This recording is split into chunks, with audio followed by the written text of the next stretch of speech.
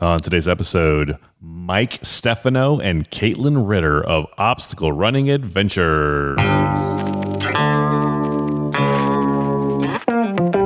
Welcome to the OCR Report podcast. The OCR Report is the live stream home for the sport of obstacle course racing.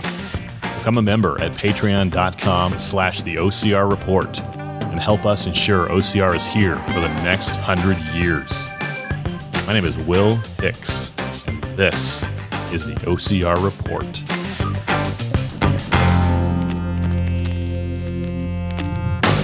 Thank you for joining us. My name is Will Hicks.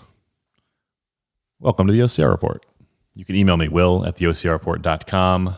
You can follow us on Instagram @the OCR Report. Subscribe on YouTube, youtube.com/the OCR Report, and become a member of the OCR Report at patreon.com/the OCR Report. For less than $5 a month. Support the sport that we all love. You are in the middle of 30 podcasts in 30 days with us. We're calling it 30 Podcasts Hath September. A new podcast every single day for the month of September from the OCR Report. Today is the OCR Report. Tomorrow is Friday. So that is Fran and Carlo get OCR adjacent. Saturday, we have different episodes from different shows. Nitty Gritty Training, Strength and Speed, and Travels with Jack Goris have all shared that Saturday slot. This Saturday, it is Nitty Gritty Training. So check that out. Faye and Jess, the training podcast. Sunday will be OCR Report again.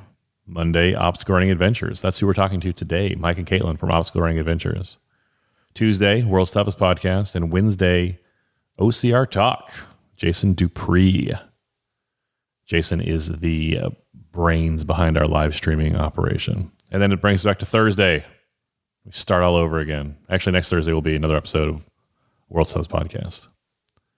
World's Toughest Podcast and the OCR Report have been sharing Thursdays. They can get along. They're friends.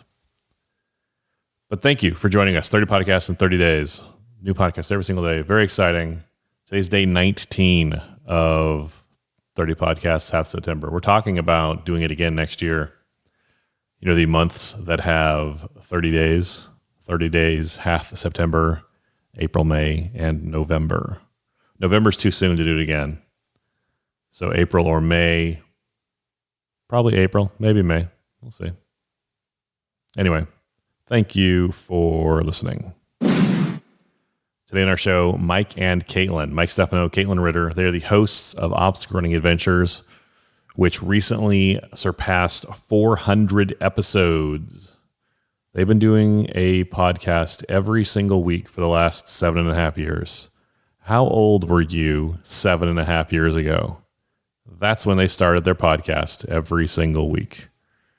So it's quite a feat. It's an impressive feat. We talked to them about it. And we talk about a bunch of other, like, honestly, we're talking like kind of inside baseball stuff. Not baseball, but inside podcasting stuff. Downloads and the work behind it. And anyway, a bunch of stuff. It's a long episode. I don't want to belabor the intro too much. But before we talk to Mike and Katelyn, let's read some iTunes reviews. 5 stars. 5 stars. 5 stars. 5 stars. 5 stars. 5 stars. 5 stars. 5 stars. No new reviews to read this week. Would you do me a kindness? Halloween's coming up next month. And in the spirit of giving tricks and treats, would you give us at the OCR Report a treat and leave us a review on Apple Podcasts? It would be so kind. All you need to do is go to lovethepodcast.com/OCR. lovethepodcast.com/OCR. Obvious button there. Click the button. Write a short review. It'll take you 5 minutes. And I will read it on a future episode. Doesn't matter if you're an iPhone or Android. Doesn't matter if you're mobile or desktop.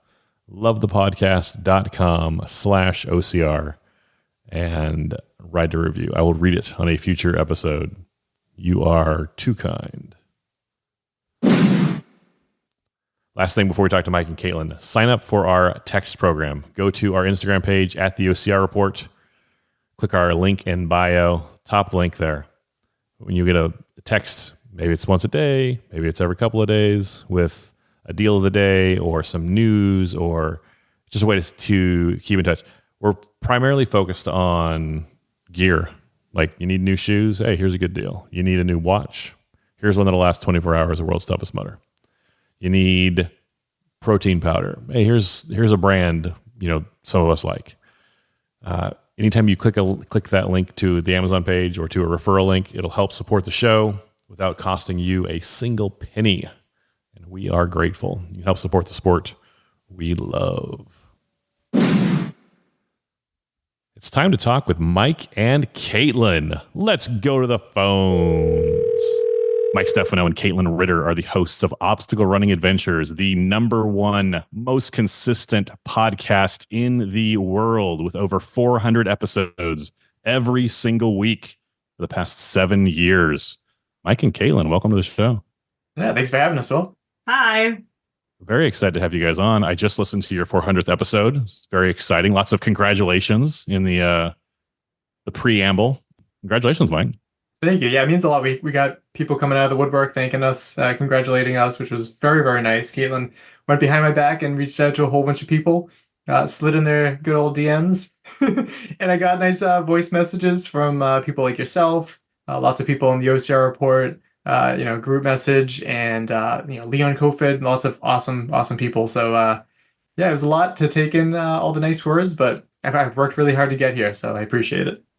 Caitlin, that was very nice of you to, I don't know if you went behind his back, but to do that kind of side to set up.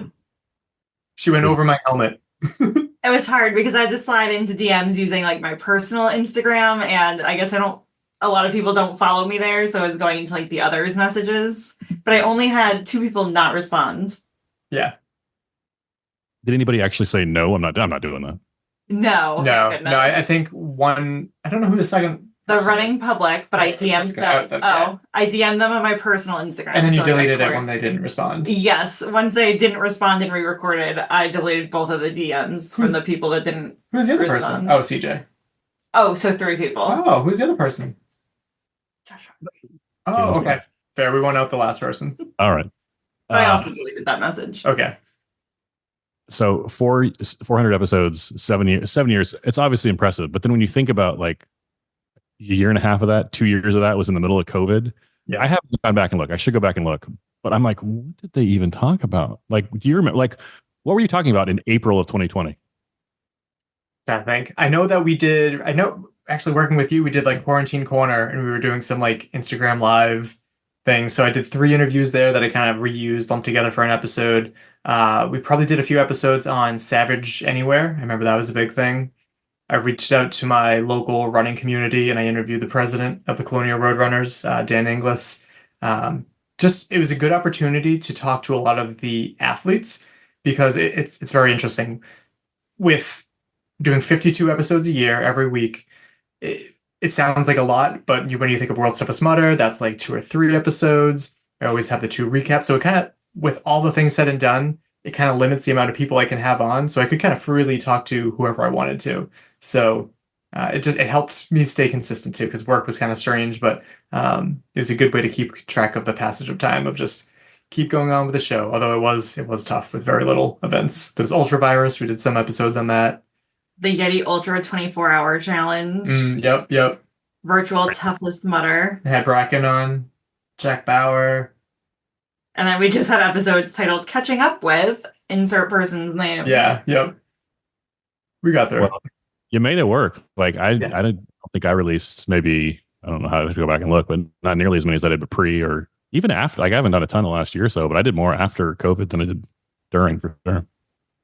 I will say, not to be a downer, but podcast downloads have definitely changed significantly, especially during that year too, because when people are traveling less, as people were during the worst of the pandemic, that definitely impacted things. And so it's kind of been rebuilding since then. Getting back to our former glory, 2019 was like very good for downloads. Yeah, and we're trying this is kind of inside baseball, but like they've also changed the way they track downloads too with this IAB standard. That's and maybe it's more accurate or not, but it's like if I open a podcast in the morning and listen to part of it, and if I open the podcast at night and listen to part of it, like is that one download or is it two? Well, it's you want it to be accurate 100%. But however they changed it, it's less now. Like just I think even if you had the same amount of listeners before and after, the number is smaller now. Significantly, yeah, definitely. That's why I have such a problem. I listen to a podcast that they now split into 2 episodes, like one day, 2 episodes. I have such a problem with it because I know that they're doing it for their downloading numbers. Yeah, they're artificially inflating the numbers. You see some podcasts doing that too, which is kind of sneaky. Like a part 1, part 2, same story though. Yeah. Yep. How long is each episode, Katelyn? It varies. Sometimes they're like 28 minutes. Sometimes they're like an hour. It's like a radio show that's adapting the podcast format and trying to survive that way. But it makes me, I get so mad every single time I have to listen to 2 parts because I'm like, this is just doubling your downloads. I know what you're doing. And you have to push the play button twice. Oh my gosh. Especially when I'm driving because it doesn't always like go right into the next episode. So then I'm like pulling over and fumbling with my phone. And the ads are obscene for that show too. It's like 4-minute ads at the end and beginning of every episode. Yeah. Oh man. I mean, it's tough out there. I see what you're saying. I get why they do it too, though. I've never done. Okay, we have had a conversation before, though. Sometimes when I'll have, like after World Stuff is Mutter, I'll have like a 2-hour episode, 2.5-hour episode, and I'm like, oh man, if I open my podcast player and I see a 2.5-hour episode, I'm like, that is homework. Like, I don't want to. Like, I almost feel like I should break that up, but it's like, it's all from one morning, right? It's all like the same. It's all from like the brunch or from the pub crawl, so I don't know. Like, I guess you can go either way. Yeah, every year when we put out our recap episodes, it's like 4 to 5 hours long. So I don't listen. I think one time we had a 6-hour one. If there's one episode someone should listen to, it's one of those because it's all of like the best moments of the show throughout the entire year, and then the episode is all like the funniest moments of the show. And then we do like a compilation of all the names. Like if you've been on the show and you said your name, like there's a compilation of every single name. Super important, like Ryan Atkins, or someone that doesn't seem as important, like a volunteer during World Stuff is Mutter. Like every name is in there. So those are long episodes, but yeah. What are some names of some not important people? I know, that's not fair, right? No, I was going to ask you, like, what are your 400 episodes, 400 plus now? What are some of your favorites looking back? I should really be able to think of this because we were asked this during our like live recording of episode 400. Katelyn, you can go first. I said that time I talked to Lindsay Webster and we just talked non-OCR. I interviewed her at like OCR WC and I was talking about baking. She recommended like a sourdough recipe that I should try. We talked about ice cream. It was very like 2 women just like chatting it up. Was that the same year that she said that you have pretty eyes? Yes, it was. Yeah. She's got a girl crush. Katelyn and I don't talk like a lot offline, but if we do, it's probably about ice cream, like or ice cream runs or like the Bluebell 5K. Yeah.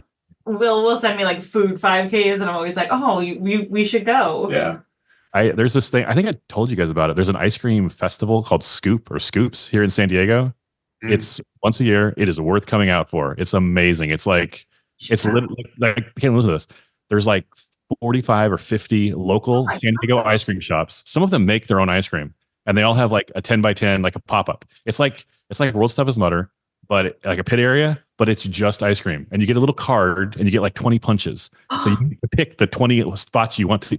Like, you can't pick them all. You got to pick. So you're like, but between the 2 of us, we could almost pick them all. And it sounds like an endurance event too. You know what? It's crazy because it's always like a hot day in June or July. And when you get there, you're like, oh yeah, I'm going to eat everything. I'm going to buy an extra card. And like, you're an hour into it. You're like eating ice cream for an hour straight, like a little, sample cup at a time. But by about an hour in, you're like, I do not want any more. Like you don't even think you can get there, but you're like, I don't want to touch ice cream. It's like, it's fun.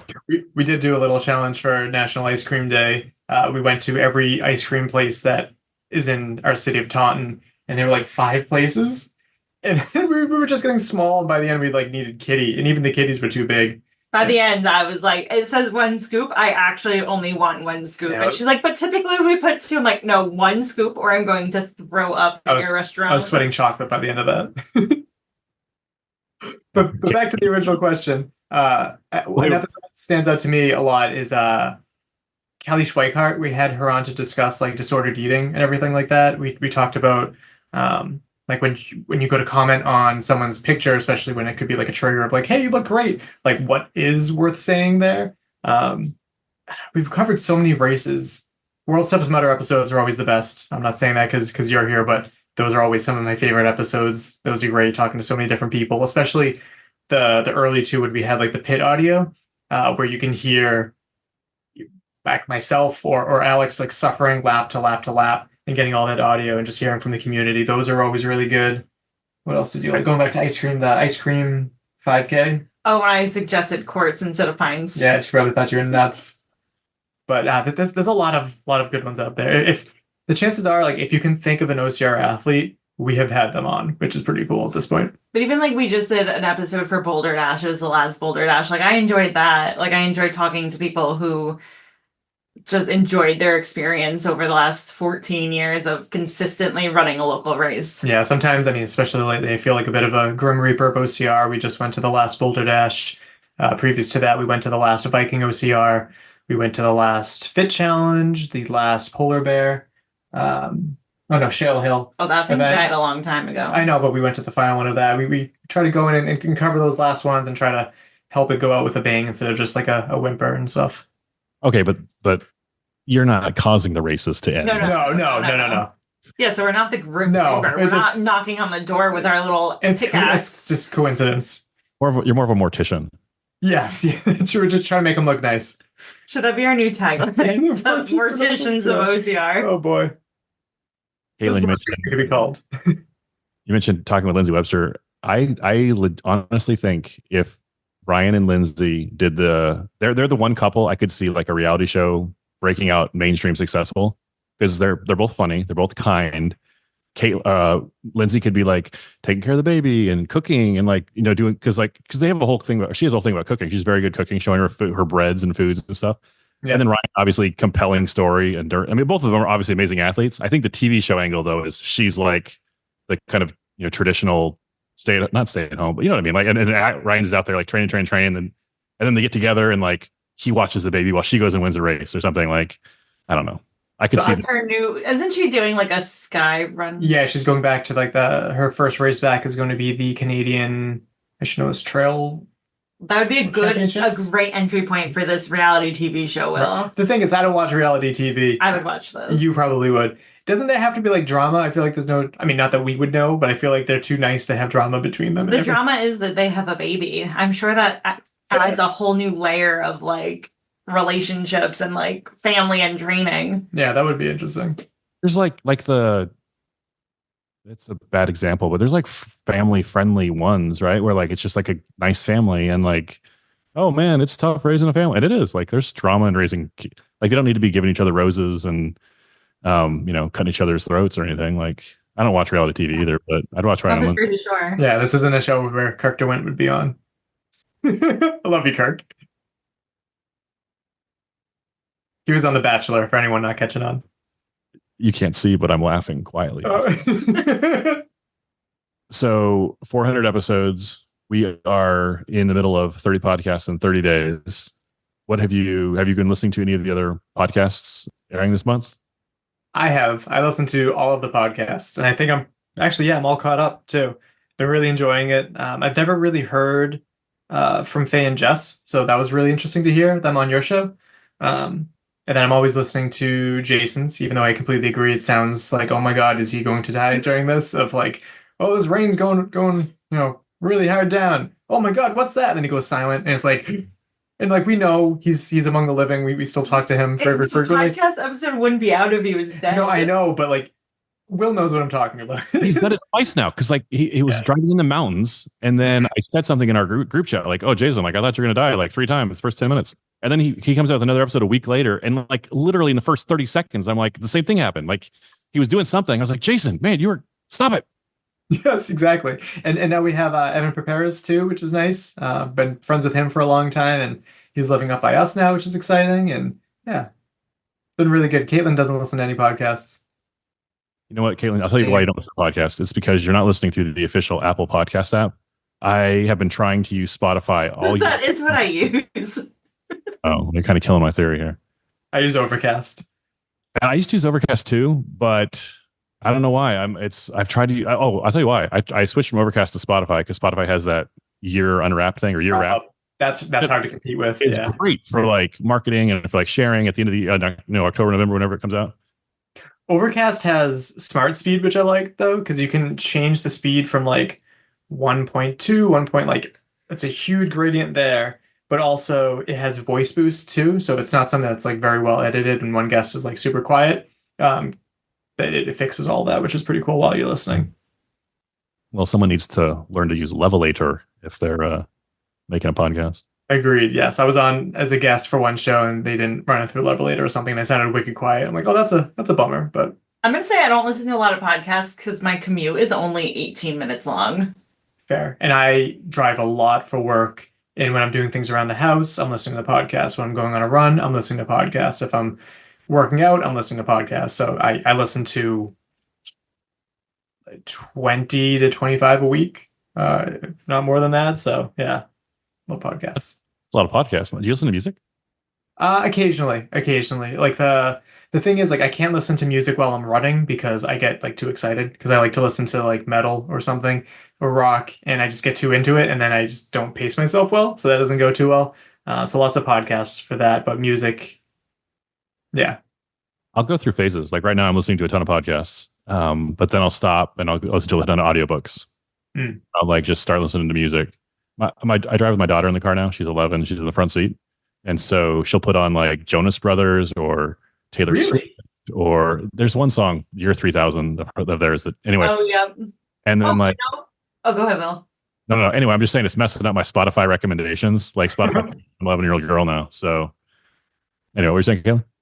No, I just thought of another fun fact that is Jonas Brothers related. The kid I went to his junior prom went to high school with the Jonas Brothers. Oh.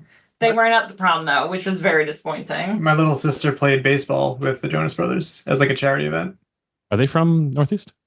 I don't know where They're from New Jersey. Are they really? Mm-hmm. That makes sense. I know that who they use for their like private jet rental service is like was a family friend. So they did this whole like charity event and then they were there, which is pretty cool. I think they're good people. Yeah. The popcorn you ate yesterday was from one of the Jonas Brothers' wives. Oh yeah, that was weird. It's like Indian spice popcorn. It's delicious. Katelyn couldn't stand the smell, but I like weird stuff. Another of my favorite bands that your family got me tickets to see was Boston, which was amazing to get to see them too. Big fan of them. I don't know if I could tell you a Boston song. Oh, More Than a Feeling. Sing it for him. Hooked on a Feeling? More than a feeling, more than a feeling. What is Hooked on a Feeling? Is that the Hooked on a Feeling is Blue Suede. Oh, okay. That's what I'm thinking. I'm very good with music. No, what's the other song that you like from them? Peace of Mind. I want that played at my funeral. I love that song so much. Are you taking notes, Katelyn? Oh, she knows. He's been telling me this for like 10 years. He also says he's not going to live past like his 50s. So I've far exceeded what I thought it would be in high school. So I'm doing okay. You'll hit 40 and you'll revisit that. So, or like if we have children, that'll change things. Yeah.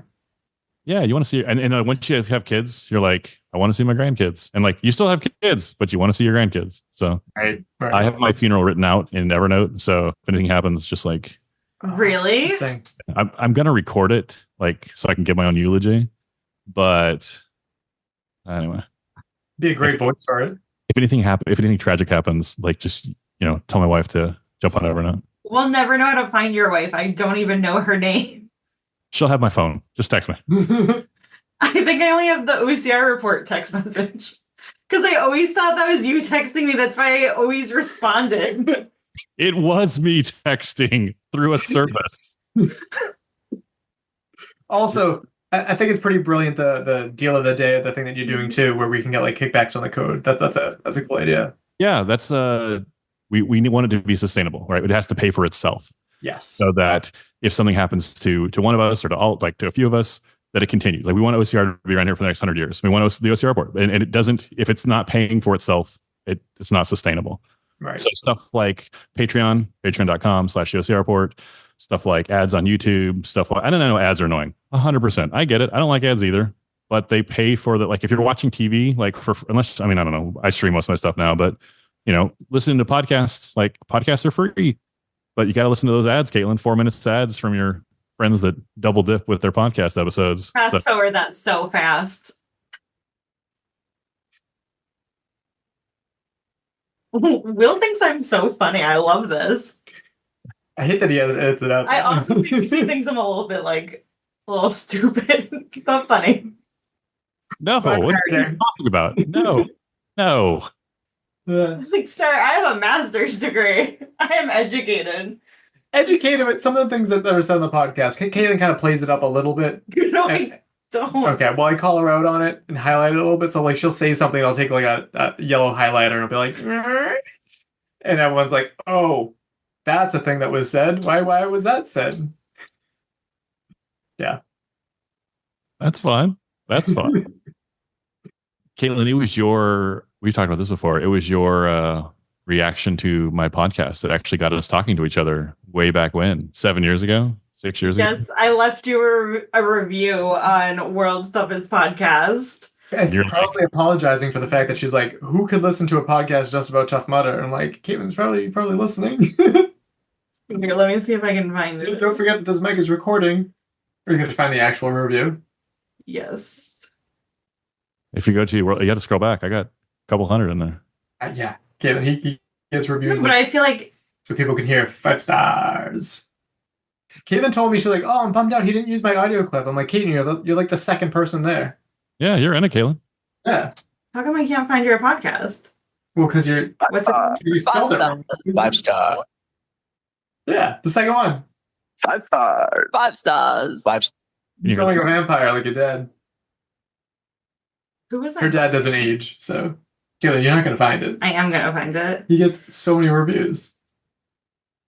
And it was a long time ago. It was 2018, I want to say, maybe 2017. Like you were probably one of the first 50 reviews I got. So, Mike, what are the plans for the next 400 episodes of the podcast?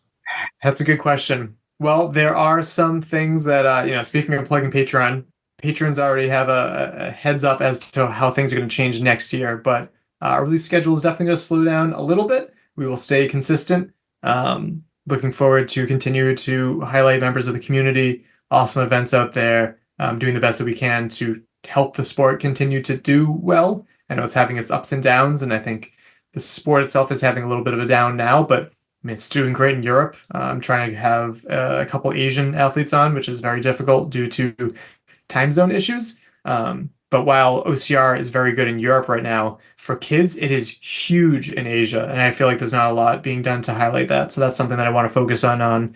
I want to do some more interviews that involve translators, which make things very difficult. But I think if, the barrier of language is the only thing holding us back, then that's something we got to break through and get done, because we had some awesome interviews like Gian Maria Savani, who only speaks Italian, and we had his wife translate for us, which was great. We had Angel Quintero, who his English is okay, but not good enough for an interview. So we had his friend translate, and looking to do more of that too, because there's a lot of great athletes out there. They just speak different languages. So definitely looking forward to doing that. Well, I found the review. Okay, what's the date of the review? It just says 6 years ago. And what did 6 years ago Katelyn Ritter say about World's Toughest Podcast? I gave you 5 gold stars. That was my title. And I said, hey, Will, remember that time I'd say never listen to your podcast because I don't run Tough Mudders? Well, now Tough Mudder is one of my favorite events. Great show, tons of good information, and thank you for making me laugh. That's very kind. I guess the review came after we talked, because you said something on your show and I clipped it. And I don't remember what you were saying. You're like, oh my gosh, a podcast just about Tough Mudder. I will never do a Tough Mudder. What a boring idea for a podcast. Or something to that effect. I'm not quoting you. Right. And I said, that's okay, Katelyn. I'm used to disappointing women. Yes, that's right. And Mike, screen recorded it and was like, Katelyn, you have to listen to this. And I was mortified. We were in the car getting ice cream at Peaceful Meadows. I specifically remember where we were. That's really funny to think of. Yeah. It's weird because that's not like me. I'm not somebody to be poo-poo on other people. I wonder why you were so anti-Tough Mudder. I hadn't run my first Tough Mudder. I don't think I ran it until 2017 or 2018, because I was too intimidated. So this goes to the whole argument of like, oh, what was scarier back in the day, Spartan or Tough Mudder? I did my first Spartan in 2012. Didn't do my first Tough Mudder for like 4 or 5 years later. I was terrified of the fact that there was electricity, and I was pretty annoyed with the fact that they like greased the walls. I heard that that was like a big thing of like, oh, they grease Everest. So I'm like, that's not a thing of toughness. I'm just gonna hurt myself. And then I did it, and I'm like, ooh, this is pretty awesome. And then the community is like really, really good. And then I went to World's Toughest Mudder. I'm like, this is the best. So it was a natural progression there. Well, I think I felt the same way about Tough Mudder. Was I didn't want to be electrocuted. Mm. The mileage at the time, like it was 10 miles. That was It's intimidating. intimidating. And I was very like Spartan. I loved Spartan. We were race. deep into the Spartan Kool-Aid for a while there. I think Katelyn just didn't like Tough Mudder. And so she took it out on me. Like, I don't think she actually didn't like me. I think it was just a reaction to Tough Mudder for whatever reason. I think it was like, yes, I think I was like, oh no, Tough Mudder, like who would ever want to do that? But then I did Tough Mudder and it's so fun. Yeah. Katelyn doesn't hate anyone except for maybe one person. Katelyn Lauren Ritter. Who do you hate? Oh, so close because my mom's name's Laura. Katelyn, what's it been like? Now, you weren't actually the full-time co-host at the beginning. You kind of or rotated co-host at the very beginning. And then early on, though, you became the full-time co-host. You guys weren't married yet. You were dating. What was that like, kind of your relationship as you did 400 episodes? That's a great question. So it's never something I wanted to take on. I never was like, you know what I want to do one day? Like co-host a podcast. But as people started like listening? No, not listening. As like the people you started the podcast with started like, oh, I can't this Sunday and I can't this. Yes, they started disappearing. And at this point, Mike and I weren't living together, but he would like stay over my apartment a lot of times. And he'd be like, oh, like I can't stay over. I have to podcast. And I'd be like, oh, I'll co-host if you want to like stay over. So I feel like it was like mutually beneficial in the beginning. Was that an aspect of it? Yeah, you would be like, oh, I have to go home and edit. And I'm like, no, stay. You can edit here. Oh, interesting. And then once I realized that it was something that we could like brag about and be like, oh, we're the most consecutive co-hosted podcast, and it became a little bit of a competition. I'm very competitive. I was like, okay, let's do this. And 350 episodes later, like it's just part of our like Sunday routine. I don't remember what episode it was, but there was one where you were just like dead tired. And I really try to push for like a Sunday night release. I'll push it back to Monday. Worst case scenario, Tuesday. There's been like maybe one Wednesday release, but she was like super tired. I did all the work for the episode. I'm like, hey, like let's get this done tonight. And I feel a little bad, but you woke me up. I woke her up, and I'm like, hey, I'm recording now. And she's like, do it without me. I'm like, okay, it's gonna break your streak. And I went downstairs, and she came after me again. So I like tumbled out of bed. Yeah. And I was like, okay, let's do this. And she does not wake up easily. So or kindly. She was pretty moody. I think we had to re-record that intro. She was a little spicy. Yes, but like I like now it's something like I enjoy doing, and it's our Sunday routine. But yeah. It does take up, as you know too, as someone that like edits and puts a lot of work into the show. Now that it's coming back and everything too, it's a lot of work. So it takes up. It like that is my Sunday for the most part. Like if I'm doing all of the editing each individual interview and everything, the show notes, trying to get all the quick news stories together. I mean, we got back from Boulder Dash for episode 401. What time do you think we got back from Trader Joe's? 2 or 3. Around 2 or 3, and then I edited until I think 7, where we recorded, and then from there I edited until like 10 o'clock at night, and like that was my Sunday night. So it's a lot of work that goes into it too. So when the download numbers go up again, it feels good. And also, I feel like going back to like the beginning of it, like that the podcast was something like you wanted, and it was like your little mini side project. And I feel like as your girlfriend, like I wanted you to be successful in that. So I was like, I guess I'll co-host the podcast. But it's funny because like people that don't know me through OCR don't know that we have a podcast.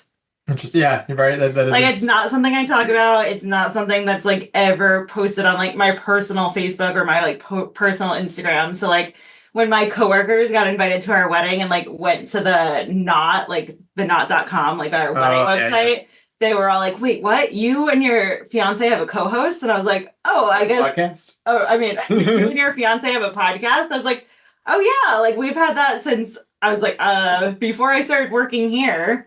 Yeah. So it's like it's like your side project and like my secret project. Yeah, I've never really been super vocal about it either, too. Like, just like when I took my test and became a black belt, like my mom, back in the day, my mom like invited a bunch of friends over and they're like, we didn't even know we did karate. Like, I didn't brag about things, but I've always needed a creative outlet for a thing. So I have my full-time job, which is BCBA, board certified behavioral analyst, real professional, I can talk, where I'm like helping autistic kids. So I feel like I'm making a difference in the world with that job, but I also have like my creativeness going into this too. So I love having both aspects. It's pretty perfect, but it takes up a lot of time. Katelyn, let me just rewind like 2 seconds. When you first started as the co-host, Mike would be over at your house, you'd be recording, and he's like, I have to go home, I have to edit. And you're like, no, just stay here. I'll help. Like you used the podcast as like a spider web to like lure him in, like a honey pot kind of. Yes. Why don't you edit on the couch next to me? Do you know the story of why I ran my first Spartan race? I do not. So we weren't dating at the time, like officially dating. And Mike was like, oh, I'm like signed up for this Spartan race in August. This was the 2013 Amesbury Spartan. So we were in college. I was going back to New Jersey for the summer. And Mike was like, oh, you should like do this with me. And I was like, I don't know. Like, that doesn't sound like something I want to do. He's like, oh, it's in August. And I was like, oh, okay. So let me sign up for this Spartan race. So then like, you have to see me again, which I know like sounds super manipulative. And I like look back on that and I'm like, that is very toxic. But it kept us talking all summer and now we're married. Yeah, I mean, I think you were a good friend. You were getting me out of like a rough place where I was in my life too. But I didn't want to be in the friend zone. We were gonna, interesting. Yeah. I guess I never thought about that. But yeah, that was Katelyn's reason for doing a Spartan race. And then she got her teeth kicked in because everyone does the first time they do an OCR. And you said you were training too, right? Mm-hmm. Yeah. Okay, I feel like there's a lot to unpack there. Mike, you friend zoned her at first? Well, I got out of a really bad relationship. He literally broke up with his girlfriend the day we met. More or less. It was like, I can't even really get into it too much on your show because of what it entails. But it was not a good relationship, and I was not in a good headspace. And I figured, no one wants to be like the rebound person, so I gave her time, and so it was like exactly a year from when we met that I asked you out.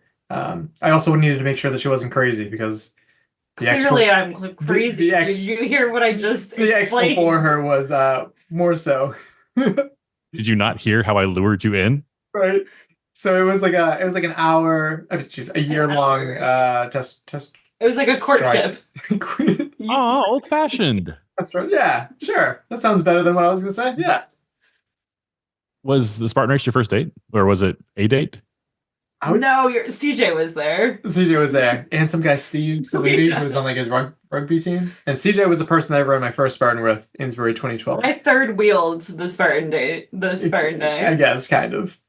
I think it's a good idea, Katelyn. Like you guys are married now, but maybe you could offer advice to single girls. Like if you go to a Spartan race with like 3 guys, just like whoever runs fastest is the one that will go out to dinner. Yeah, and then the other 2 guys need to run faster. This is like caveman. Oh my gosh, it could be like a dating reality show. That's a great idea. Back in the day, there was a race in Florida that I don't remember the name of it. I'm sure it had some sort of creative name. But if you were single, you wore a certain colored band, or single and interested, you wore a different color band, which I think is good for like consent and all that too. And then like if you were taken, there was like a different color band. I want to say Garfield Griffiths might have been the he's taking notes. The what's the word? Race director of that event. I'm working on names. Race for the ring. I love that. Ooh, that's. It's funny you mentioned that, Mike. I just read an article in the paper about, like, as us young people do, reading the paper. Run clubs in LA, they'll like you literally wear black if you're single. Like you wear black to these run clubs, and then because they're like running. But some people are like, I just want to join a run club, but I'm seeing somebody, so they'll wear like white or blue or whatever. But if you're like actively, hey, come up and talk to me, you wear black, and everyone knows like, hey, that's the deal. I think that's such a great idea. I mean, as like a behavioral analyst, like I work with autistic kids, but like that's the stuff I kind of look for, of like controlling the environment to make it like a better better event. Like that's brilliant. But little did you know I've been controlling you this whole time. It goes back and forth, I guess. Caitlin plays off the, oh, I'm not that smart, but like, she kind of knew what she was doing 7 years ago. She got a husband, I got a co-host. And a wife. Yeah, I know. I'm just trying to get him to slip up and laugh on Mike. I know I have laughed on Mike before.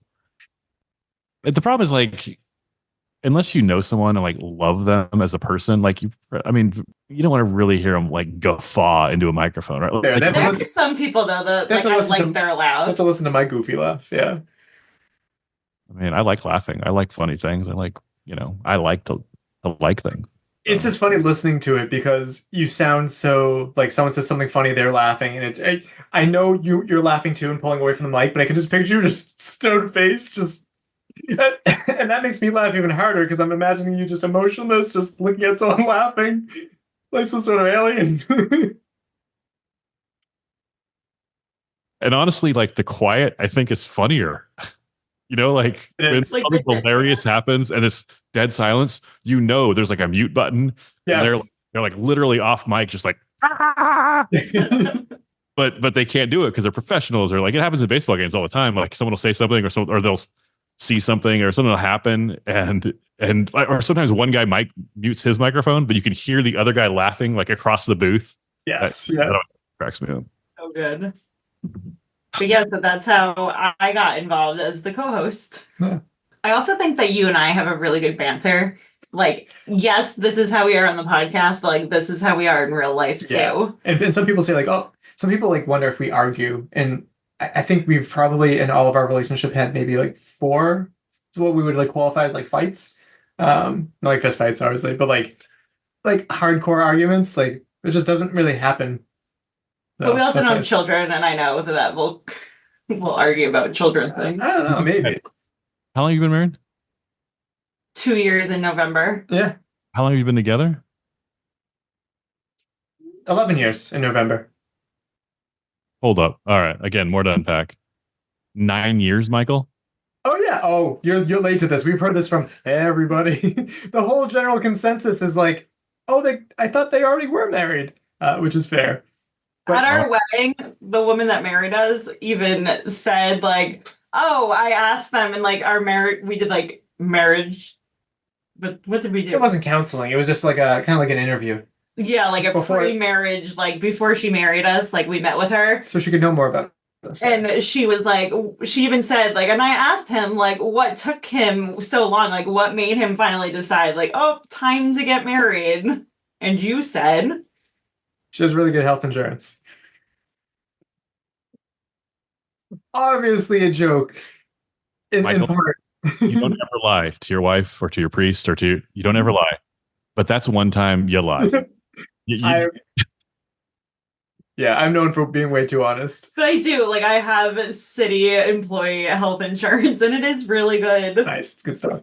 But also, it was just not. It feels bad to say that it wasn't a priority, but it wasn't. Like I think I treated like I wasn't planning to like see other people. Like I knew she was like I hate the expression the one. I knew that I was going to marry her eventually, so there wasn't any pressure that we were going back to grad school. We were busy. So eventually, like, hey, like let's do this marriage thing. But we also didn't move in together for like 6 or 7 years. Like it wasn't like everything's because been a little slow. I was saving up for a house, and you were fine with an apartment. And I'm well, like, where I don't want was to live in New Jersey with my mom and dad. Yeah, no, I know. So I had to like live like a monk at home, like not spending money on anything except for OCR, and some video games, and just saved up, and then eventually was able to get a house right before the pandemic, which worked out very nicely because I feel bad for all of my other friends who cannot get a house because it is crazy out there. So I've been married longer than you guys have known each other. And I think we had 4 fights today. Like, it's just part of life. Like, you don't agree on I'm joking.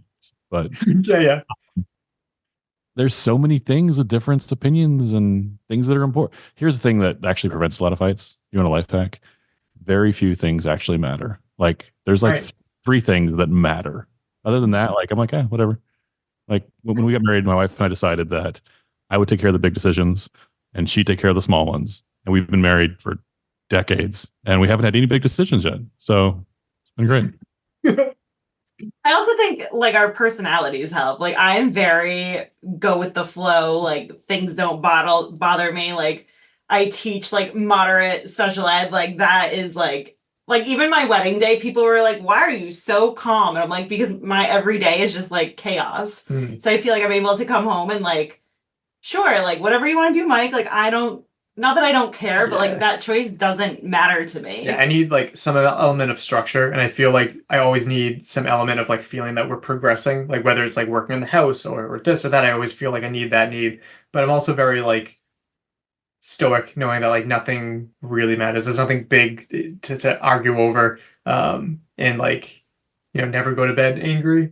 We talked about like stoicism a little bit earlier, like memento mori, like remember that we die, like just don't. There's no time to argue and stuff like that. So I'm just very.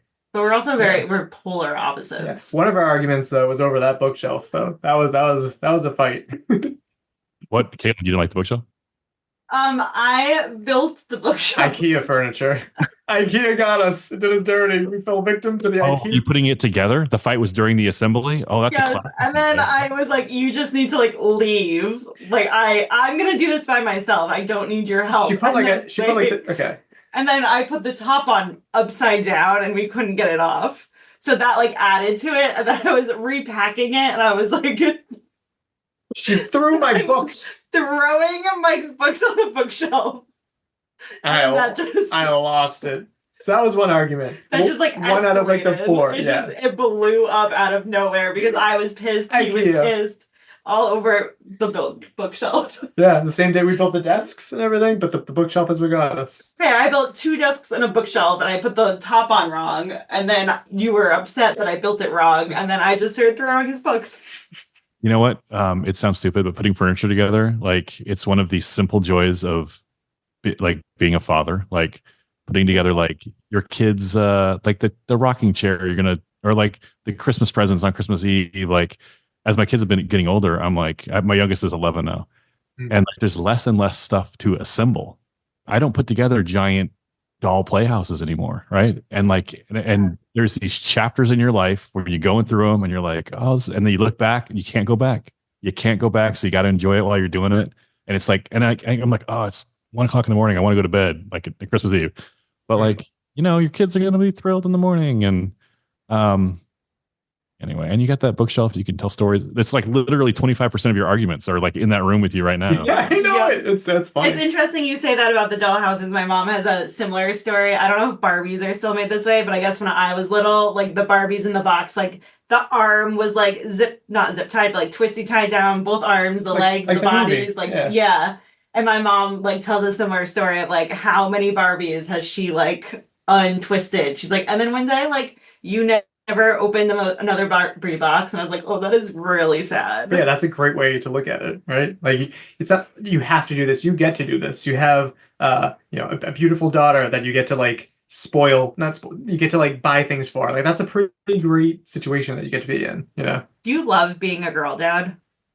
I love being a dad, period. It's like it's totally different with girls. Like I have a son also. I used to be an 11-year-old boy. I've never been an 11-year-old girl. So I'm like, if she's starting 6th grade, I'm kind of lost. Like, and like driving, pick her up from school and driving home, and you're hearing about the drama from like, this one girl's like, I'm not going to sit with her anymore. And like, she didn't realize I was standing right behind her when she said it. And I'm like, excuse me? And I'm like, oh my gosh. Like boys don't have, like, we just kind of like hit each other and like work it out. Girls, it's a totally different experience. So I feel the comic hasn't aged well, but I think it was Louis C.K. who said, oh no, it might have been Bill Burr. One of the comedians is like, a guy will like chop your arm off, but like leave you as a person intact. And like a woman will like your soul. This is different. The difference between the two. Yeah, when you're talking about your mom like never getting to put another Barbie together or untwisted. So I heard a quote once about it like destroys me every time I hear it. It's like one day your mother picked you up and she put you back down and she never picked you up again. Oh, that is so sad. And she didn't realize it at the time, but that was the last time she ever picked you up. And I was like, oh my gosh. Like, so I go like pick up my 17-year-old son. I'm like, come on. He's like, get on. What are you doing? And anyway, I'm like, I want to hold you. I'll have to see if I can find the video again, but I saw that it was like that quote, and then the guy like turning to his like son who's like fully grown up. He's like, nope. He's like still picking him up. I love that. That's just my dad used to say. I'm like crying, but my dad used to say my wedding day was going to be the saddest day of his life. And that's another reason why I'm like, all right, this is on hold. I don't want to make your dad sad. My daughter, so I made a mistake, a crucial mistake, Mike. And I told my daughter that I'm going to be a wreck on her wedding day. And she thinks it's hilarious. So we get in the car and she's like, she's the DJ. So she's got Spotify open and she puts on like, I Loved Her First, which is like a song of a dad singing on his daughter's wedding day to the guy marrying his daughter. I loved her first kind of thing. Great it song. Like just hear like the first 3 notes come on and I'm like, I start bawling. And my daughter's like, ah. Well, the first time I've ever seen my dad cry was on my wedding day. So he walks me down the aisle, and what does the pastor say? Like who gives woman who gives the girl to be wed or who? Yep, and he said, "Your mother, your brother, and me." And he like cracks. And I'm like, oh, I still like I listened to it on our podcast, and I'm like, oh my God, like and nobody knew he was going to say that. And he just like lost it. I was like, oh. Yeah, fun fact, that's an actual episode of the podcast. So that's one that's up there for like Katelyn's crying. That's an actual episode of the podcast because I figured, I put a lot of effort in trying to make people feel that they are at these events that we go to. So like I wanted people to feel that they were at our wedding because they intelligently chose to go to World's Toughest Mudder instead. So. And like our engagement was a podcast episode. It was part of one. Was part of one. Yeah, we got engaged during the first OCRWC that we went to. In 2021. Yep. You guys got married the same weekend as World's Toughest Mudder a couple years ago. Last year, it didn't conflict, right? No. It was like a week off. Next year, it will be in June. All right. That's summer when school teachers do not work.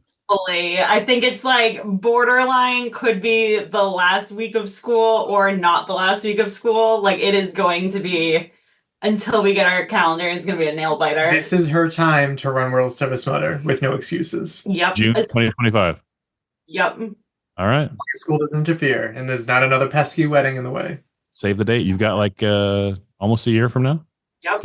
Like 9 months. 9 months. Yeah. Fair. I mean, honestly, I think the biggest factor for first timers for World's Toughest Mudder is it's very intimidating. It's very scary. Yes. The hardest thing is the first obstacle. The first obstacle is signing up. Right? It's hard. It's scary to do. I'm putting $500 on the table for like I don't even know what I'm doing. You know what you're doing. You've been there. You've pitted. You've interviewed people. Like that part for you, no problem. Like it's gonna be hard. You're gonna have to run. You're gonna go, like all that physical stuff. But that's gonna be hard for anybody. You've got the mental part. It should be taken care of. I think my biggest problem is Mike is going to be my pit crew, but Mike is also going to be like doing a podcast. So like my fear is like I come into the pit and like he's nowhere to be found. And then it's just like, okay, I guess I'll take my cosmic brownie and leave by myself. I'll tell you how to fix that. I've said this for years and you guys disagree with me. Loved ones should not pit for each other. I don't think it's a good idea. Now, you guys, but here's the one time I did not have a pit crew at World's Toughest is the year I got my best mileage. I got 50 miles. Like for some reason, all of our wives, I had 4 guys that we run with. None of our wives that 1 year. So just the 4 of us. And we knew it. We're like, we're out here alone, no pit crew. So we set up the tent. We had the cooler. We had everything set up. And we're just like, boom, boom, boom. And it, you know what made it easier is that because we didn't have wives there, or they didn't have their wives there, there was no like temptation to want to stay. Like, why would it? Like, I might as well go get the miles. So if Mike's not in for you, just have Mike set stuff up for her before you go. And then like Katelyn, like ideally you have someone run with you so you can like help. I know I have someone to help me over the walls. I know I have someone to pull me up there. Like, and that's ideally. You might not have, I don't know, but and then just grab your sandwich and hit the bricks.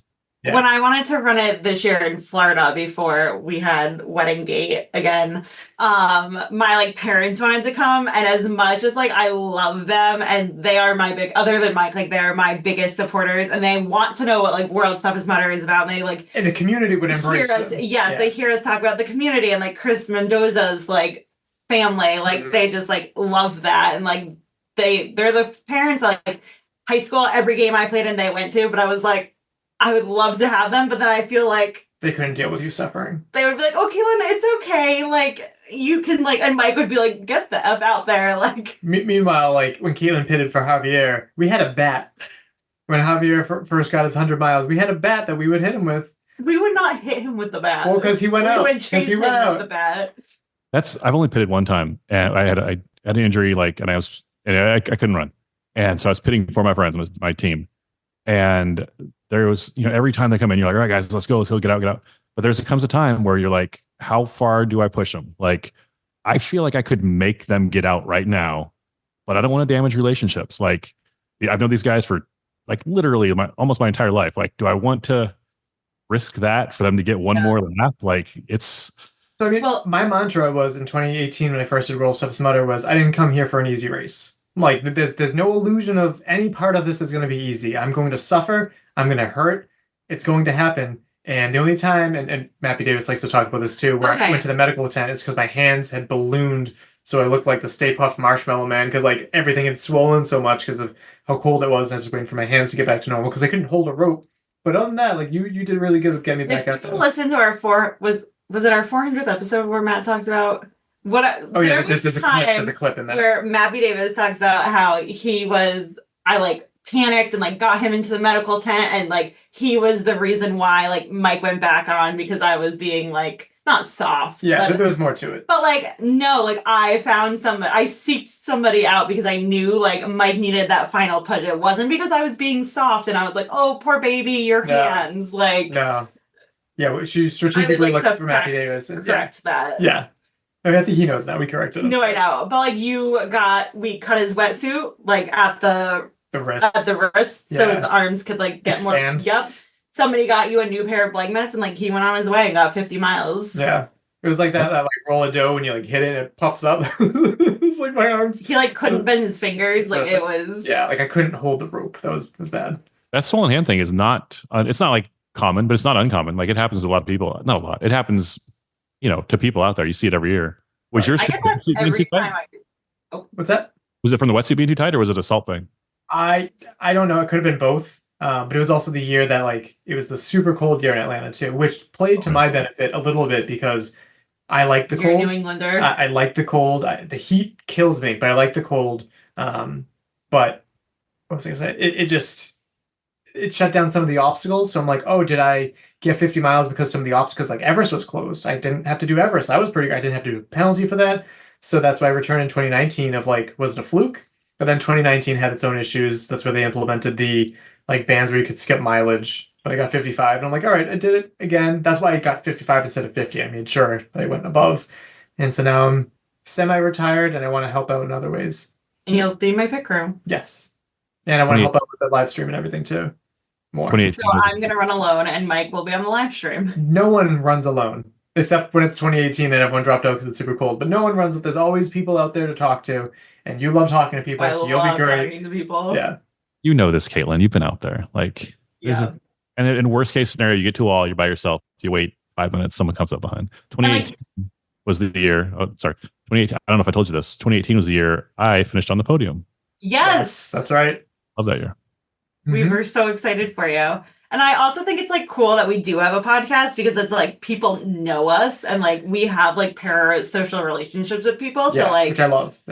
I think that'll be an opportunity for me to like talk to even more people. And real quick on the parasocial relationship thing too, as someone that listens to a bunch of other podcasts, like if you listen to our show and you feel like you'd be friends with us, you probably would be. Reach out. Like I love that. And then what else did I want to say about that? It's another thing. Oh, it's also difficult because we have a podcast on obstacle course racing. We must be really good at it, right? No, not really. We are regular, everyday people, and I'm totally fine with that. I went to Boulder Dash and I ran tried the course with the Mudman, Kevin LaPlatney, and I think he was probably surprised I was failing some of the obstacles. Like now I'm training and I have a coach and I'm doing well with that, but like obstacle completion doesn't really bother. I'm just out there for a good time, and so that's. Those are the people that I relate to the most, despite having like a lot of elites on. We party pace it. Yeah, party pace. What's party pace? Oh, just kind of going with the flow, enjoying it, laughing with people, and just like... Not there to win. You know you're not going to win. Yeah, I have no illusions of that, but yeah. Have you ever done that on Sunday at a Tough Mudder? Like the last wave, not the last wave, but like they start the World WT community, they all start together on Sunday, and they usually break up in like a fast group and a slow group, and it's just kind of like we're just here for we raced hard yesterday. Today we're just kind of chilling. Super fun. That's how I do all of my races pretty much. Is just like relaxed and this and that. Like I don't really care for like placement or anything. Or I mean, I am signing up for. I can't really say anything yet, but there's a 30-hour race that I'm going to register for, and I'm going to see if I can do well with that as training for World's Toughest Mudder to like help Jason so he doesn't have to do 50 miles by himself as the rabbit there. But yeah, just we're regular people. I highly encourage everyone to start a podcast because I still remember the first time I was on a course. It was toughest mudder overnight when it was 8 hours, and I was going up a hill, and I just started the podcast like 2 months before, and someone come by was like, "Hey, Will Hicks, love the show, love the podcast, whatever," and they just ran past me, and I was like, "I don't know who that was. That was amazing." And you're like distinct looking, like most sounding too. Well, yeah, no, but like I didn't take that as a compliment, Caitlin. no, The man is dying inside. that wasn't supposed to be an What's insult. that supposed to mean? But he's like tall. Like Mike is like Yeah, you're always taller than I expect every time I yes. see you too. Because how tall are you? I'm not that tall. You feel tall. You're like what, 6'2", 6'1"?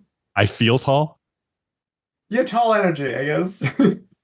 Well, thank you. You're very kind. If it wasn't for people like coming up on the course and being like, "Hey, let's show," that was the first time I met Jason. Was on a course. Really?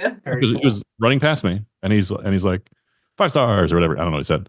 And I saw his podcast. I think his bib said OCR Talk. I was like, "Hey, OCR Talk!" Like, and so he like actually ran back. I think I was probably walking. He was running. I'm sure. Like it's typical, but and yeah, we hung out for a little bit and talked, and that was like literally our first conversation. It led to live streaming Spartan races, World Stuff. We met him at OCRWC. I was taking OCR NORAM. Yeah, I was taking like I think we're both doing like Instagram Live or Instagram Stories, and like we're like, "Oh, it's Jason!" Like we both like recognize each other, and so we both like recorded each other, and then we just like become pretty good friends. And Mike's like, "Katelyn, this is Jason Dupree," and I'm like, she had no idea. I don't know. It's like OCR Talk. I'm like, I don't know what that is either.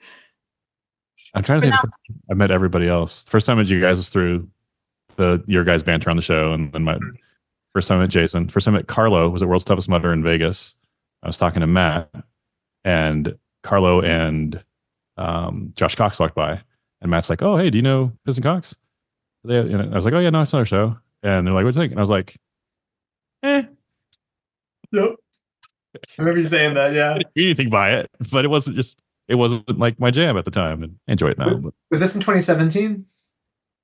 Might have been, yeah.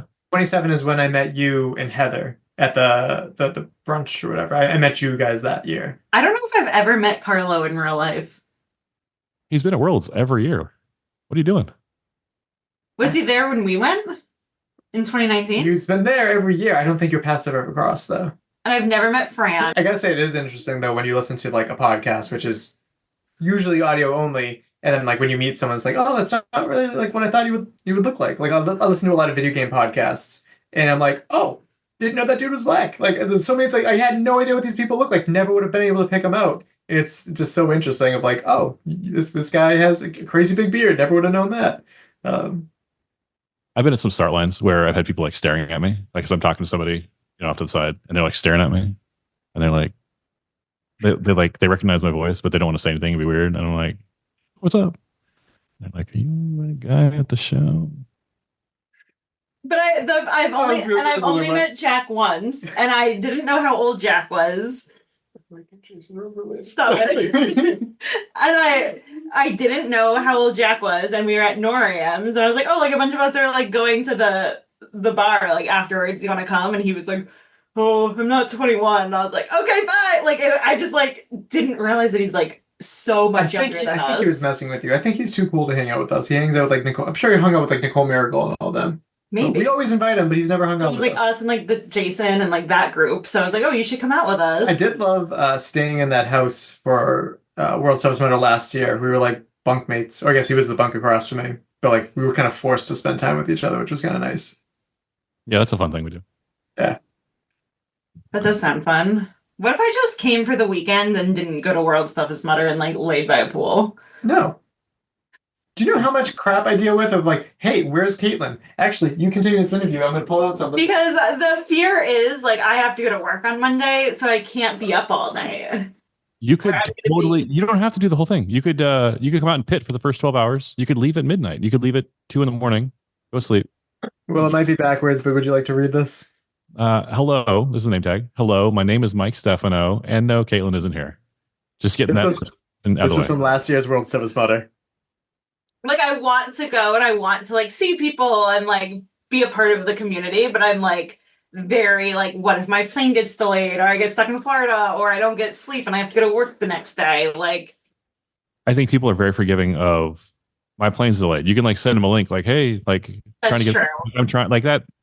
You can't like come down and go to Disney World while everyone else is running 5-mile laps. And I don't want to go to Disney World, but I was just like, you were just there. I was just that. Well, I didn't go to Disney. All right, guys. Well, we've been talking for a minute now. How can people find your show to listen to it?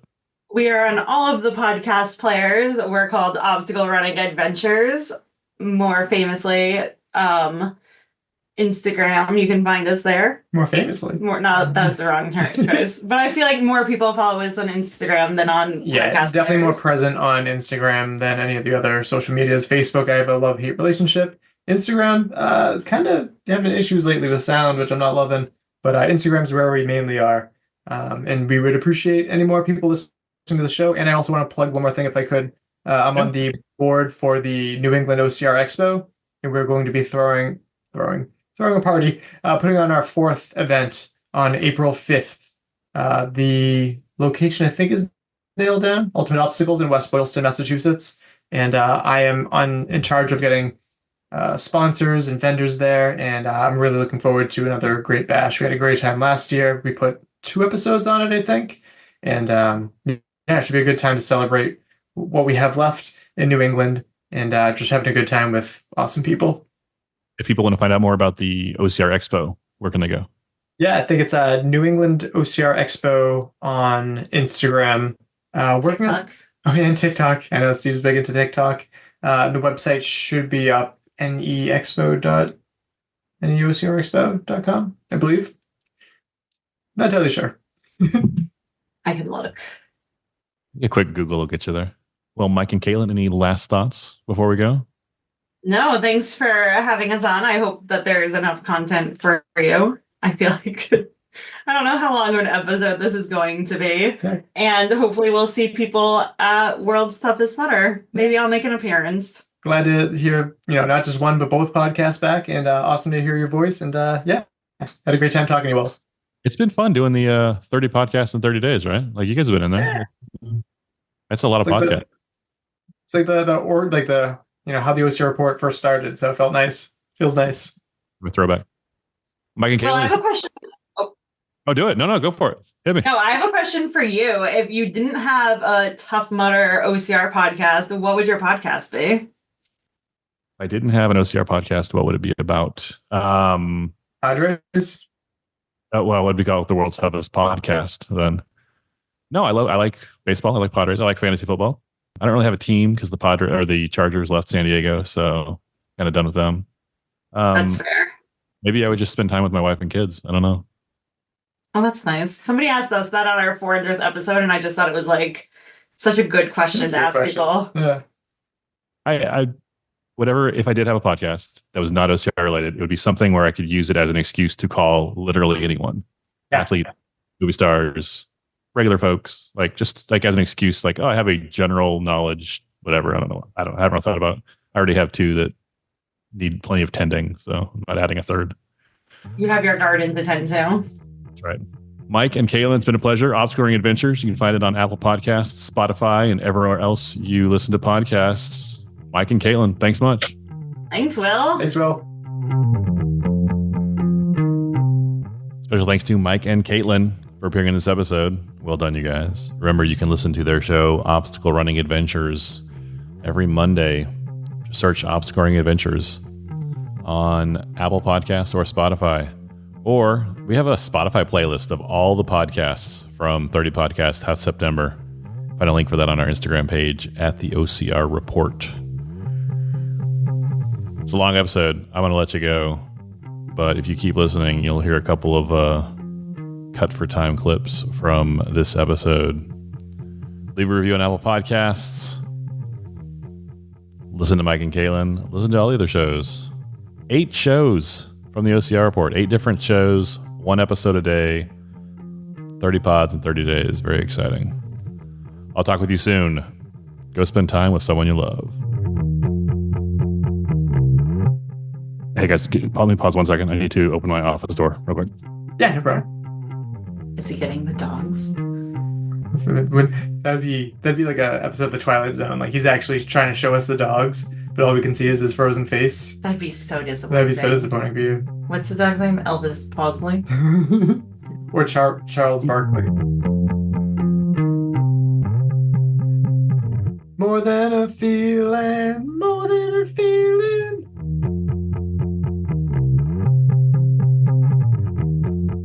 What else should we talk We're about? gotten so derailed. I know, sorry. This is like when a Fran and Have Carlo. the other ones been derailed like this too, or? No, only Fran and Carlo, but they're just naturally derailed. I imagine that, yeah. It was all edited because I couldn't tell that it was They edited. don't get derailed because they start off the rail. So It's true. Sometimes they get railed. Michael Henry. I can't believe you just said that. How are we ever going to recover? I know. we'll put it at the end. Maybe they won't hear it.